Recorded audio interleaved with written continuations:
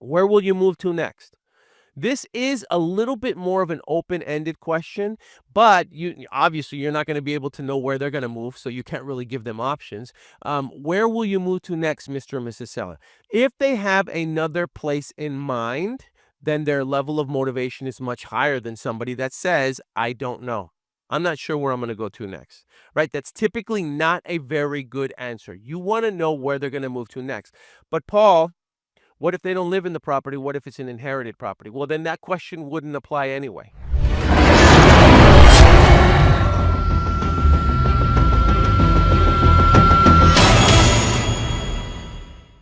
Let's talk about the top 8 objections that you are going to face when you are talking to a seller. And if you are just tuning in, again, my inspiration for these slides was the movie Average Joe's and Dodgeball, okay? Because a lot of times when we're talking to sellers and we're dealing with objections, you feel like you're just trying to dodge the questions, right? And really, that's not what this is about. This is about learning how to answer their concerns, how to deal with their objections, not necessarily how to overcome their objections, but how to satisfy their questions so that way they feel comfortable moving forward with you, right? So we're going to talk about the top 8 objections. Now, before we get into it, I think it's important to note that the best objection handlers are also the best question askers. I don't even know if that's the right term, but they're the ones who ask the most questions. So the people that handle objections the most also tend to be the people that ask the most questions. There are questions that you need to know the answers to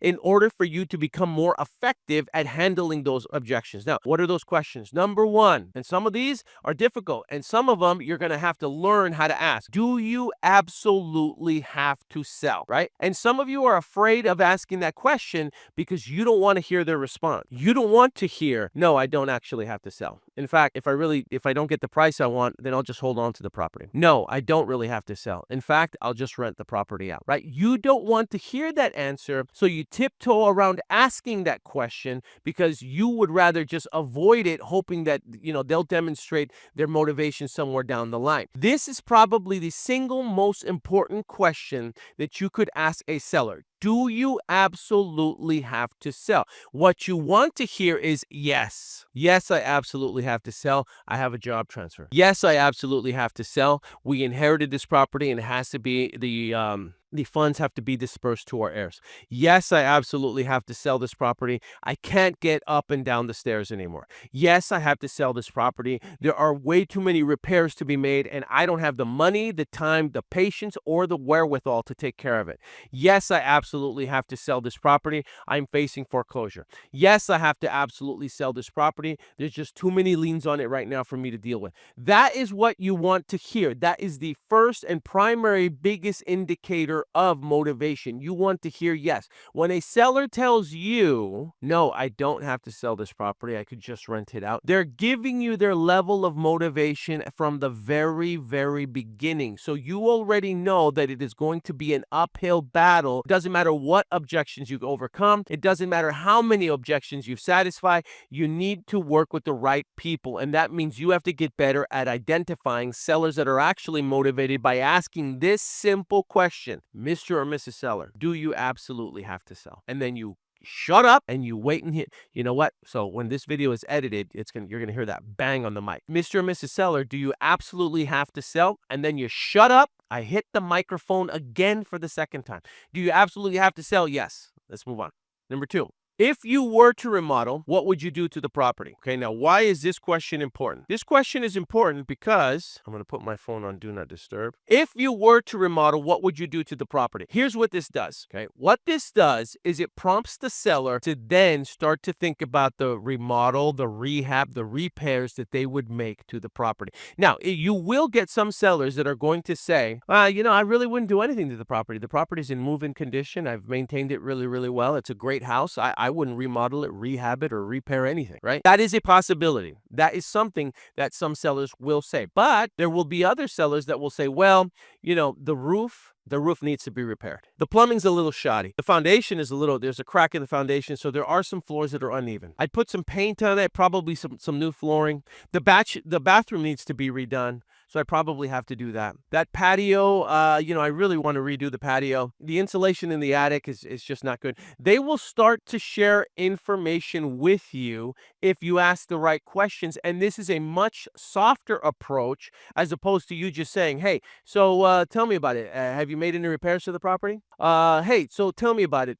What needs to be fixed in the property? Those come off abrasive and sometimes even a little rude. So a better way to rephrase that question is, Mr. or Mrs. Seller, tell me, if you were to remodel this property, what would you do to it? And then you wait and see what they say. Okay. Remodel is a very gentle way of saying repair, rehab. Okay. Very, very gentle. It comes off a little bit nicer. So if you were to remodel, what would you do to the property? And you wait and see what they say. Now, the next thing that you're going to ask is, how much do you think that would cost? And you'd be surprised by the different numbers that you're going to hear depending on the seller. Some sellers are going to tell you, well, it's only going to cost me about $2,500 to do it. Here's the thing. The funny thing is that you will get some sellers that will tell you, well, I'd redo the roof. I need some new carpet. The exterior paint is, it's not good. It's peeling in a lot of places. There's some stucco damage that I got to do too. I got to replace the sump pump, and I'm not too thrilled about the electrical wiring over in my home office. I'm not too thrilled with any of that stuff. And then you'll ask them, oh, got it. And what you'll repeat what they said. You're going to be listening, and you're going to repeat all those things, and then you're going to say, so how much do you think that would cost you? And then they'll give you a wild answer like $2,500.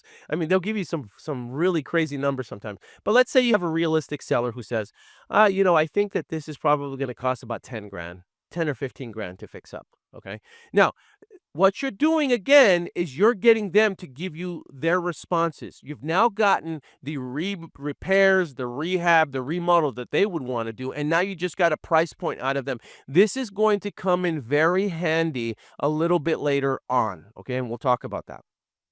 Could you do those repairs yourself and just get more money for the property? That is another very important question that you have to ask them. Could you do the repairs yourself and just get more for the property? Couldn't you do that? Why wouldn't you just do that, Mr. and Mrs. Seller? And then they'll give you a variety of different answers. We don't have the time. We have a job transfer. We don't have the money. We don't want to hire a contractor. We hired a contractor last time the contractor came in. They started doing some of the work, and then they left us high and dry. There's a variety of different reasons, but you don't know the answer to those questions or to that question until you ask, could you do these repairs yourself and make more money? Wouldn't that just make more sense? There are people that are going to avoid these kinds of questions because in their minds, they're thinking, well, if I'm planting the seed of doubt, if I'm getting them to think that they shouldn't sell it to me, that they should just make the repairs themselves and then fix it and then make more money, doesn't that contradict what I'm really there for or why I'm contacting them? I'm contacting them so that they could sell the property to me at a discount. And Paul, what you're telling me to do is you're telling me to advise them that they should just fix the property up, make the repairs, and sell it for more money. Why would I do that? Because what you're doing is you're eliminating that as an option if they try to use that as leverage down the road. That's why we're covering these things. I started these sessions by saying that the best objection handlers in this business are the ones that ask the most questions. Because by asking the most questions initially, what they're doing is they are extracting the information that they are going to use in later conversations, handling the objections that could come up. So, Mr. and Mrs. Seller, could you do these repairs yourself and just make more money? Couldn't you do that? Why wouldn't you do that? And you wait and see what they say. You want to hear them say, I don't want to deal with that. I don't want to deal with the cost. I don't want to deal with the contractors. I don't want to deal with the stress. I don't want to live in the house while it's being remodeled. I don't want to deal with any of that stuff. So I'd rather just sell it to you as is. Boom. Now you just got it. Now you got them to tell. See, it's different when they say it. When they say it, it's fact. When you say it, it's questionable. Could be true, could be a lie. But if you get them to say those things and you get them to share those thoughts and feelings with you, now it's fact. They just said it. That's the difference. Are you the sole decision maker? This is another very, very important question, almost as important as the first question, which was, what was it? It was, do you absolutely have to sell? I'm trying to get some engagement here, guys. Uh, anyway, are you the sole decision maker? Okay. Is there anybody else that's going to make this decision with you?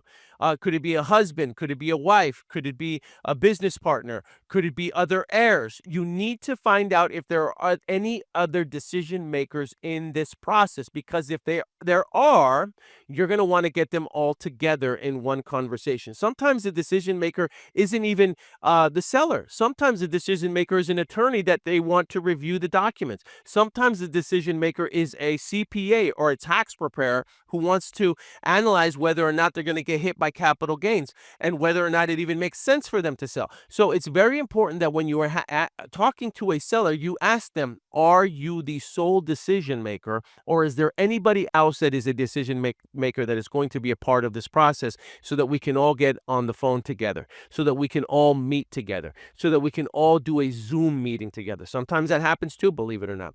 And people get together that way too. So you want to identify who are the decision makers. Are you, Mr. and Mrs. Seller, the sole decision maker, or are there other people that need to be involved in this decision making process? That's a very important question to ask. What price are you looking for? Huge, right? Huge. You want to find out what price they are looking for. Now, if you have a seller that says to you, make me an offer, I'll see if it's a good enough offer, I'll take it. That's not a motivated seller. I've said that before in multiple trainings now. When a seller says to you, just make me an offer, and if it's good, I'll take it, and if it's not, I'll tell you. That's not a motivated seller.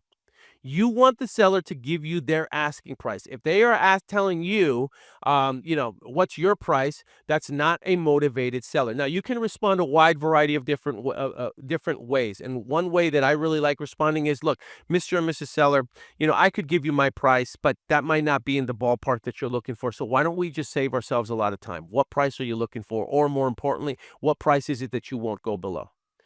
And if they say, well, I don't really have a price in mind, just make me an offer. If they do that again, a second time, again, that's usually an indication that they're not that motivated. But you could then respond with, okay, Mr. Seller, so I'll tell you what, why don't we talk at another time when you do have a price in mind, and I'll follow up with you a little bit later on, because it sounds to me like right now you're probably not in the right frame of mind to sell the property. And end the conversation. Don't be afraid to walk away from the negotiating table if they don't give you their price, because if they don't give you their price, you're going to be pulling teeth from the entire process and during the entire process and the entire conversation. It's just not worth it. Identify the price, get them to give you a price that they're looking for. How soon would you like to move? How soon would you like to have it sold? How soon would you like to relocate? However you want to phrase it, just make sure you have a time frame, and then give them the time frames. What are we talking about, Mr. and Mrs. Seller? Are we talking 30 days? Are we talking 60 days?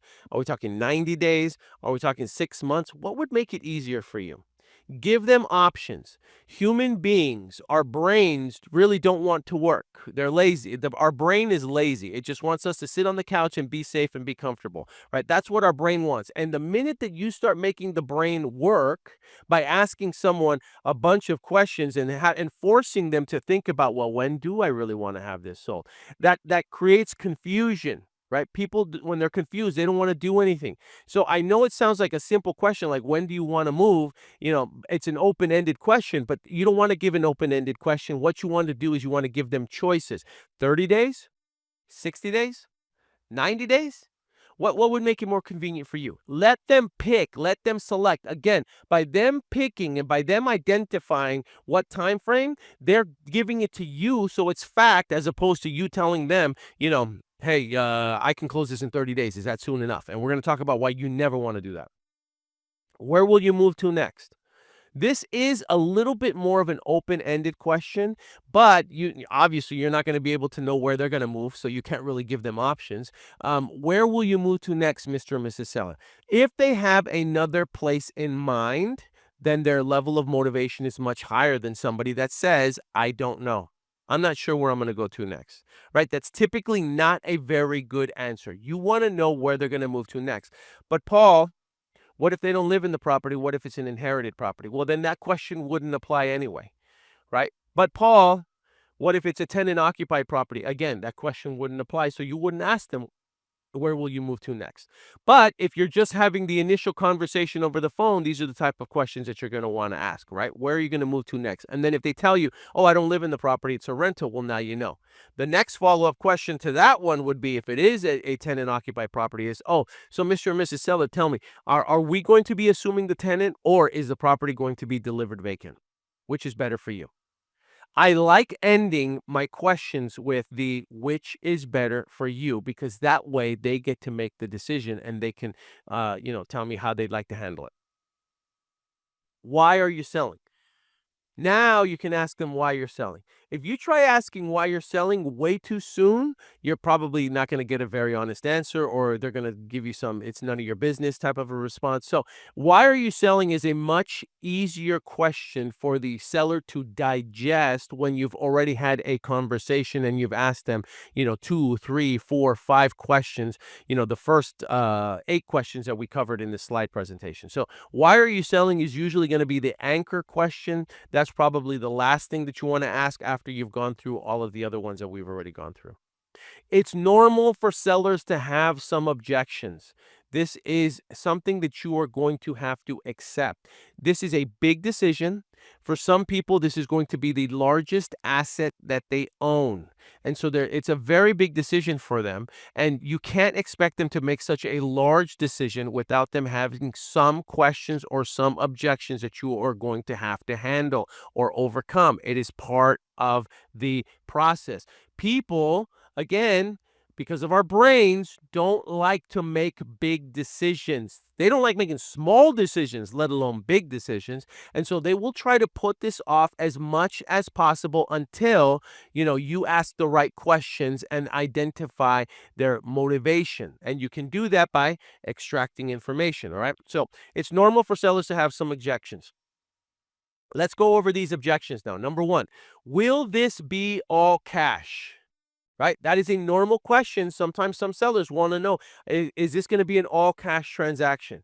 And the best response to that is, Mr. and Mrs. Seller, are you looking for an all cash buyer? Is that your preferred buyer for this property? And wait and see what they say. I'm not saying that you have to answer every question with a question, but I am saying that the best of the best know that if you give them a response that they don't want to hear, then you could potentially kill the synergy. You could potentially kill the flow of that conversation. So when someone says, will this be an all cash transaction? And you give them the response of yes or no, or I could be using hard money, I'm not really sure which one I'm going to use. What you want to do is you want to save that for the follow-up question after you tell them, well, are you looking for are you only dealing with only cash buyers, Mr. and Mrs. Seller? Is that predominantly the buyer that you want to deal with? And if they say yes, then yes, we can be all cash. Right? Even if you're going to go hard money, technically, you could say you could be all cash, because you're going to be getting a hard money loan. And once they get that cash, or once the deal closes, they're going to get paid in the form of a wire. So whether they get paid in the form of a wire or all cash to the title company or their closing attorney, at that point is irrelevant. But you want to hear you want to find out what it is that they want to hear. Do you want an all cash buyer, Mr. and Mrs. Seller? Is that the type of buyer that you want to work with? Wait and hear what they say. All right. Number two, do you have a proof of, I put proof of piece of fruit just to be funny, but no. Proof of funds. POF. Do you have a POF? Proof of fruit. Proof of funds. If you don't have a proof of funds, then what you're going to want to do is you're going to want to partner up with a joint venture partner, or you're going to want to partner up with a mentor that does have the proof of funds to prove that they can purchase this property. You need to have the financial wherewithal to be able to buy the property, which is why they want to see the proof of funds. Typically, most sellers aren't going to ask for this question unless something during your conversation with them gave them the impression that you are either new or inexperienced, or you don't have the capacity to be able to close. Most sellers don't ask for proof of funds until you give them a reason to ask you for a proof of funds. So that typically doesn't happen very often, but if it does, again, make sure that you have a mentor, make sure that you have a partner that you can lean on, right, for their valid proof of funds. Here's the deal. We, as an organization, we will look at every opportunity as a buyer first. So if you have a deal, bring them to us. We will look at them. And if it fits within our buy box, we will purchase it for ourselves. Now, if it doesn't, or we don't have the financial or the mental bandwidth to handle another deal at the moment, we will tell you, and then we will get your deal in front of the right buyers. I'm sharing this with you because that way you know that you have a buyer in your back pocket in our organization at all times. We buy in almost every major metro market out there. Our bread and butter deals are typically the 3-bed, 2-bathroom homes, 1,500 square feet on a standard size lot, anywhere between 10 to 15,000 acres. We may go up to 1 acre depending on the neighborhood if that is the norm in that community, but typically standard lots are going to be, 10 to $15,000. As an investment. So that's our buy box. If you have something, let us know. We will purchase it. We'll provide you the proof of funds. You can represent us, and you can make your assignment fee. Okay, just FYI. So if you need a proof of funds, you can lean on us. You can lean on a mentor. You can lean on somebody else to help you. What company do you work for? This is another common question. All right. Now, if you are a part of a team or you work for an organization, a company, then you just give them the company name. That's fine. There is no shame in saying, when you say to a seller, Mr. and Mrs. Seller, I'm actually not a part of a company. I'm just a small independent investors. I happen to buy homes in this neighborhood, and that's why I'm approaching you. In fact, that comes off a lot easier for them to understand. And more importantly, you don't sound like some shark investor that is buying up all the homes. You've got a lot of people that comment about all the hedge funds that are buying up all the houses. And, there are some people that don't want to sell to these big corporations. So when you say, Mr. and Mrs. Seller, I'm actually not part of a company. I'm just a small independent home buyer, and I happen to buy homes in this neighborhood, in this community. It comes off a lot softer. And look, it's an honest answer anyway. So you don't have to say I'm part of a company if you're not part of a company. Now, if they do say, well, I've never heard of you guys. Let's say that you are part of a team, part of an organization, part of a company, part of, a home buyers. We're part of the ABC home buyers. And they say, well, I've never heard of you. That's okay. Here's a good response to that. Mr. and Mrs. Seller, I appreciate that. Yeah, we're just getting started. We're a smaller organization. But, 5 years ago, very few people really had heard of TikTok. And now look at them now. So everybody has their first day. We're just getting started ourselves. And that's why we're excited about the opportunity of working with you. Again, honest answer. It paints a picture. We're just getting started. We're excited about working with you, and you've handled their question honestly with integrity, and it's easy for them to understand that. Okay, and that's a good analogy too. If you just give, five TikTok was around more than 5 years ago, but if you just tell them, look, 5 years ago, or even 10 years ago, nobody knew about TikTok, and now look at where they're at now. How soon can you close? I love this one. So when someone asks you, how soon can you close? That's not your cue for you to say, I can close in 30 days, all cash, 21 days. That's not for you to give a time frame. People seem to believe that that's your cue. No, it's not. When someone says, how soon can you close? Mr. and Mrs. Seller, that's a great question. Now tell me, how quickly would you like for us to close? Or how slowly would you like for us to close? You tell me. And you wait and see what they say. Put it back on their lap. Here's why. If you tell a seller, hey, we can close this deal in 21 days, and then they say, that's too soon. I need to get all of my stuff in order. I have so many things here. I have to sell all these things. I have to put them in storage. I have to trash out of the house. It just stresses me out. That's just too soon. What you've done is you've created a disruption in the conversation now, right? You've created a little bit of stress, right? They're starting to get a little anxious by doing that. So you committed to that time frame when really all you had to say was, Mr. and Mrs. Seller, so what kind of a time frame would you be looking for? How fast or how slow is it that you would like to close this deal? And you put it back on them. Give them the opportunity to give you the information you need so that you can structure the deal without, putting any pressure or, more importantly, anxiety, creating any anxiety or disruption in your conversation with them. Now, if they say, well, I want a fast close. What if they say, I need this thing closed in the next 7 days, right? So now what? Now it went from the complete opposite where it's like you were suggesting a 21, 30-day close, and they want a 7-day close. They want it really, really fast. Well, now you're gonna have to reverse that because the truth is if you can purchase something, if you can get the deal at a ridiculously stupid price where it makes sense for you to close that fast, fine. But if, again, if you're negotiating a marginal price and you're going to have to do something like a novation, there's no way you're going to be able to get it sold in 7 days. So it all depends on the price. So, Mr. and Mrs. Seller, what you're telling me then is you'd like to close this deal in 7 days. Is that right? Yes, that's right. We need to close this in 7 days. Okay. Well, let me run my numbers. Let me see if that's something that we can actually do. And if we can, great. And if we can't, what I'll do is I'll come back and I'll make sure that I tell you right away. All right. And then you evaluate it. You evaluate whether you can do that or not. It's entirely up to you. We'll talk about that in a little bit. I want to talk to my attorney. All right, so you want to talk to your attorney. Fantastic. Earlier, we talked about this. One of the questions that you are going to want to ask your seller is, are you the sole decision maker, or is there anybody else who is going to be a part of this decision-making process? Hopefully, at that time, they would have told you, I want my attorney to review all the paperwork. And here's the deal. If that's the case, then what I would suggest is that you set up some type of an email chain between you, the seller, and the attorney, and you send the attorney your offer in writing. I have done this many, many, many, many times, and the attorneys will review the offer. They will then redact it. They will mark out what they don't want on the contract, and they'll typically send it back to you. And then it's up to you to decide if those terms are acceptable to you and it's something that you can actually work with. And if it's not, then you can actually push back on the attorney and you can say, no, I'm not agreeable to these terms. Can we add this? Can we add that? Can we add this?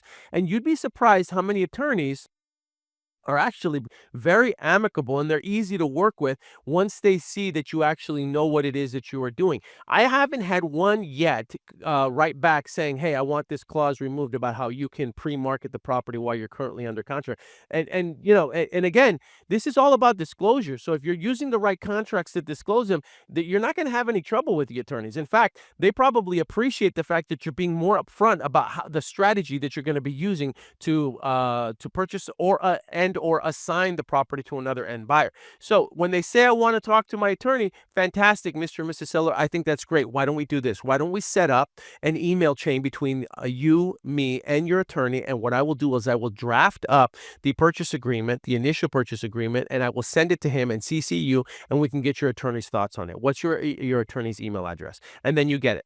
Right then and there, get their email address, and then you begin the process and you send out the offer. If that is true. All right. Now, if they say I have other people that are part of the decision-making process, I have heirs, we talked about this. You can set up a phone conversation, you can set up a Zoom call, whatever you need to do to get everybody involved. Number 6, my house is worth more. Okay, this is another common objection that sellers will give. My house is worth more. I see, Mr. and Mrs. Seller. So what you're telling me is that you think that your house is worth more than the $300,000 that I'm currently offering you. Is that correct? Yes, that's correct. Okay. Now, initially, when we got started, I asked you, what would you do if you were to remodel this house? And you told me that you would put new flooring, you would put new paint, you'd repaint the house, you'd repair the stucco, there's a little bit of foundation damage, and you would do the roof. And when we talked about that, you estimated that the cost of doing all that stuff was going to be roughly around $15,000. So help me understand why you think your home is worth $15,000 more than your neighbor's house that just sold for 300 or $285,000. And then you wait and see what they said. All right. Now, again, the better you are at asking questions, the more information that you can extract. If they say it's fact, you use that information later on when they say, my house is worth more. Mr. and Mrs. Seller, you said these repairs, you said these costs, the home down the street from you just sold for way less than what you're asking for. And that was a home that was already remodeled, rehabbed, and repaired. So why, help me understand why you think your home should be selling for 300,000. And again, all this came from information that they provided. This is not information that you provided. This is information that they're giving you other than the comp that you have, okay? So that's how you handle that objection. I need more money. Mr. and Mrs. Seller, if I could get you more money, believe me, I would get you more money. I'm purchasing this property as an investment. I'm going to be putting money into repairing the property and making sure that all the things that you told me that you would do are done so that we can then remodel the property and sell it ourselves. I can't get you any more money. That's the best price that I can offer you. And when I make an offer at a price at which I can 100% close at. You might get other people that may offer you more money, but some of them aren't going to be able to close. And really, that's how you would handle that. That I need more money. Now, here's the thing. Even that was a little long-winded. The one of the best one of the best ways to answer I need more money. The best way is I can't get you any more money, Mr. or Mrs. Seller. The offer that I made for you was my best and final. And then you just shut up. Just shut up. That's the best way to handle that objection. You nip that right in the bud. You just say, I can't. I can't. I wish I could, but I can't. That's the best and final offer. And shut up. Once they see that they're not going to be able to negotiate that moot point, they will stop. But if you continue that conversation and you revisit that conversation of I need more money over and over again, and you're like, oh, let me see what I can do. I'll go run some more numbers. If you continue that, then they will continue to ask for money. But if you nip it in the bud early, I can't. That's the best and final offer. That's the best that I can do. Let's move forward. It's different because now they see that you mean business, it's no nonsense, and that is potentially the best price that you could offer for that property. I need more time. I need more time. Yeah, I can't do it in 30 days. I need more time. I need about 6 months. Well, that's not a motivated seller. Well, what if they say I need 60 days? I see. So you need 60 days, Mr. or Mrs. Seller. Okay. So if you need a longer closing period, typically here's how it works. I can either get you more money or I can get you more time. So if you need more time to stay in the property, then what's going to happen is the offer is going to be a little bit less than what it is that I can offer you right now if we were to close in 30 days. Because in 30 days, in 60 days from now, the interest rates could potentially adjust. They could go up and it'll cost me more money. So the faster we can close this, the higher the price that I can get you. The longer it takes, the lower the price that I can get you, which would be better for you. And then you wait and see what they say. They may say that, and once they hear that you'll come down on price if you go for a longer escrow period, they may elect to just go with the shorter time frame, the 30-day or the 21-day, whatever it is that you want to negotiate for. So I need more time. That's how you handle it, Mr. or Mrs. Seller. It's either time or money. So if we can close quicker, I can get you more money. But the longer we have to remain in escrow, the more it's going to cost me in the form of potentially higher interest rates. And so for that reason, I'll have to give you less 60 days from now. And then you wait and see what they say. So which would you prefer? Would you prefer to have more money and close sooner or less money and close a little bit later on? Which would you want? Which would make it easier for you? All right. Now, all of this stuff we cover in our community. It is called the Dispo Dragons Dollar Club. It costs $1 for lifetime access. And in this community, we have everything that we teach here. But here's the thing. You can get this information all over the internet. Everything that I've shared with you, other people share. They just do it with their own flavor, right? My flavor is I happen to use slides. I happen to use, green screen. I happen to use images. I like to use AI. This is just the things that I like to do when I do these types of trainings and I like to do these presentations. Some people will relate to it and some people won't. In our community, what we have is a community of people. It's a tribe of people who all are looking to improve themselves. They are all looking to gain the skills that they need in order to become 6-figure, 7-figure, and even 8-figure real estate investors who use wholesaling as an exit strategy, all of them. And so by joining this community, what you are getting access to is not just the information, because again, the information you can get anywhere, but what you're gaining access to is to a tribe of people who are just like you. They want to learn this information. They want to get better at it. You can learn from them. You can lean on them and you can succeed with them. And so that is why we created that community. And my suggestion is that you join School, SKOOL, school with the K.dispodragons.com. It costs $1 and it's lifetime access.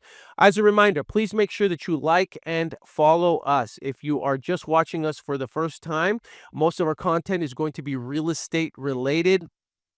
And it's going to cover how to wholesale real estate. Over 50% of the people that are watching this video are not subscribers. They're not followers. They're not OnlyFans. And so please make sure that you like and follow the information. And my last request is that you share this information. If you think that there are people that could benefit from what it is that we covered today, share this content with them. There are plenty of other people who are lost in this business. And trust me, I see them. They're on the boards.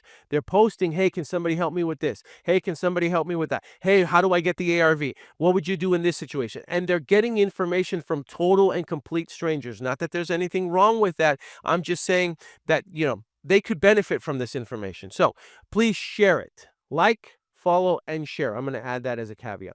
If you have a deal that you need help with, don't forget that you can always reach out to us. Send me a direct message. If there's information that you'd like to be covered on the next training or our next session, let me know. We'll create slides for it and we'll post it out there. If you want a copy of these slides, send me a direct message and I can get you a copy of the slides so that way you have access to them too.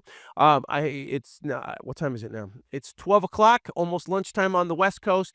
It's about 3 p.m. on the East Coast. So have a great day, everybody. Enjoy the rest of your day. I hope this helps. Take care.